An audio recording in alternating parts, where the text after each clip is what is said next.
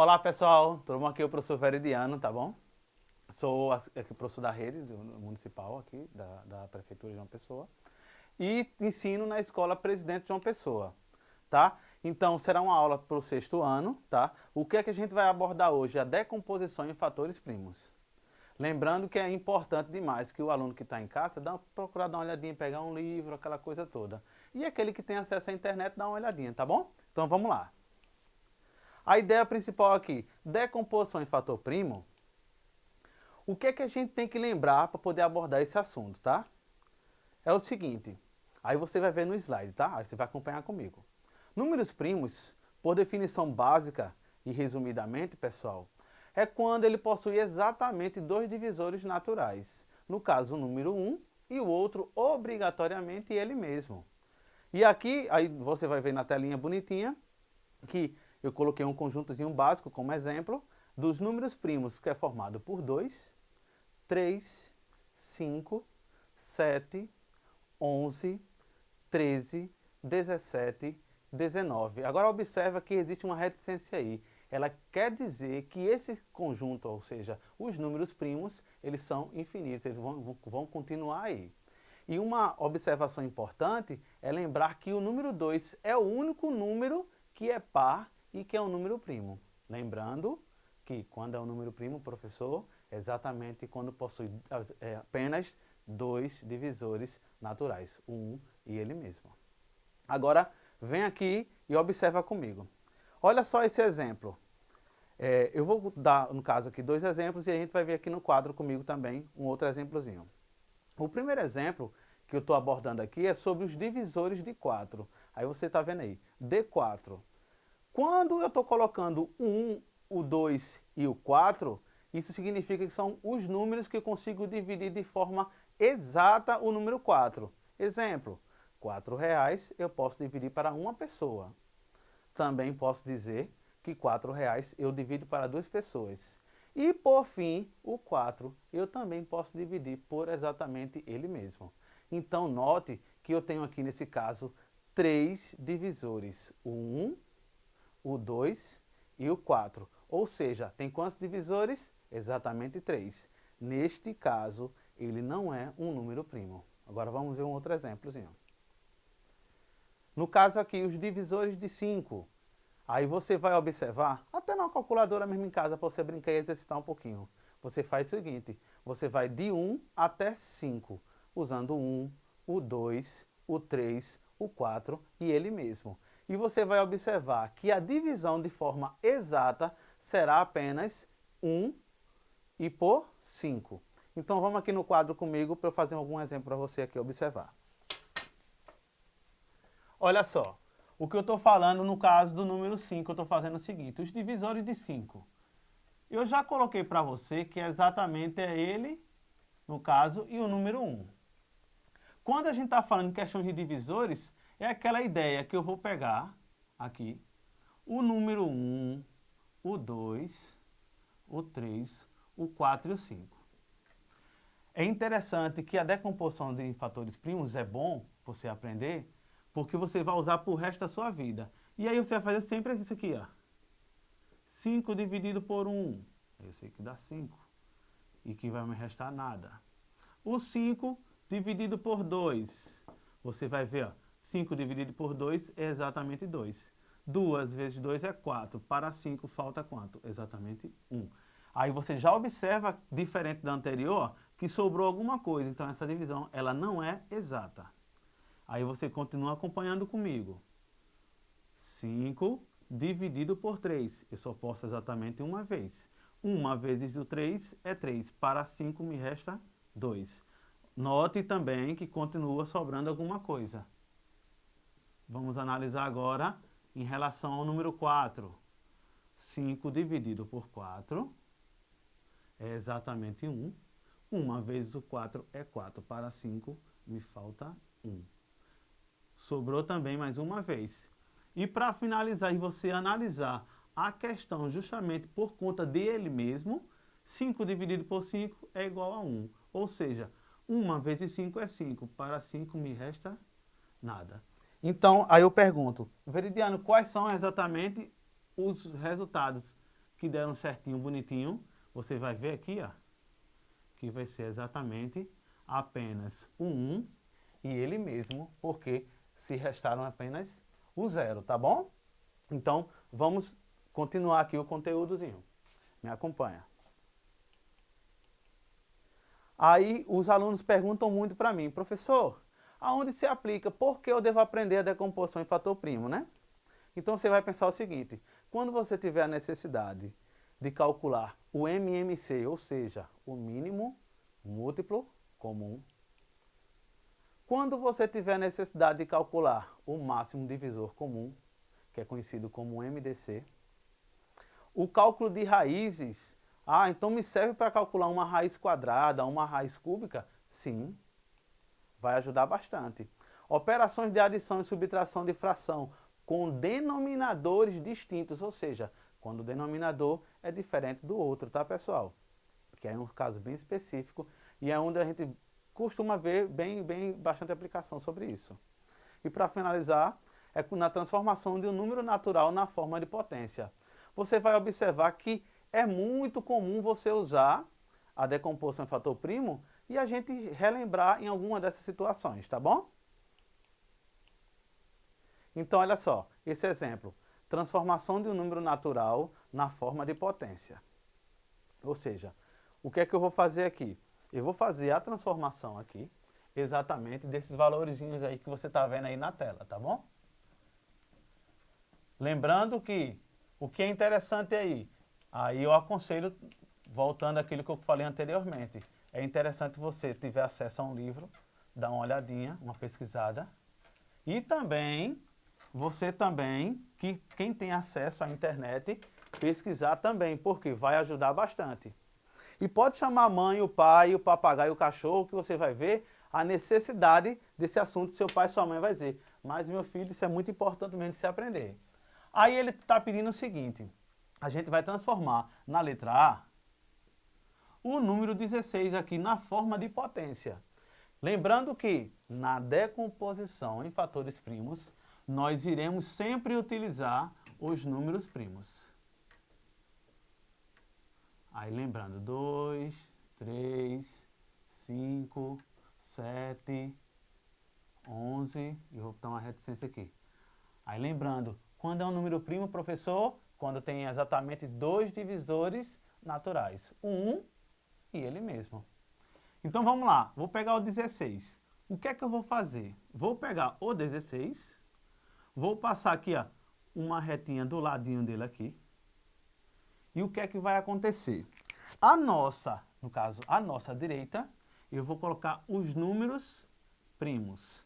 E na esquerda é o número normal, que a gente está trabalhando. Agora, qual é a operação que a gente vai aplicar aqui? É a melhor de todas, que aí todo mundo ama e adora, que é a divisão. Então, observa, vamos lá. Daqueles números que estão lá acima que eu coloquei para você, tá? O 16, você já nota que o 16 eu posso dividir por 2. Por quê? Relembrando a divisibilidade, o número só posso dividir por 2 quando ele é um número par. E 16 termina aqui, ó, exatamente no 6 aqui. Então, o que é que eu vou fazer? Só dividir 16 por 2. 16 reais para 2 pessoas é exatamente 8. Continuando, como 8 ele continua sendo um número par, eu vou repetir o número 2 aqui, continuando a divisão por ele. 8 dividido por 2 é o número 4. Vou por 2 novamente, Veridiano, porque é um número par. 4 dividido por 2 é 2. E finalizando, 2 por ele mesmo, né? 2 dividido por 2 é 1. Eu quero que você observe o seguinte. Essa sequência aqui de números 2, que está em relação aos números primos, eu vou pegar e eu vou fazer o seguinte. Eu vou colocar no fatores primos. Lembra que os fatores, no caso da multiplicação, né? Então, o que é que acontece? Você vai ver que eu tenho o número 2 exatamente 4 vezes. Se você lembra da propriedade da potência de multiplicação de mesma base, você vai observar que a base é 2, você vai repeti-la, e aí você vai somar os seus expoentes, ou seja, 1 mais 1 mais 1 e mais 1. Exatamente 4, tá bom?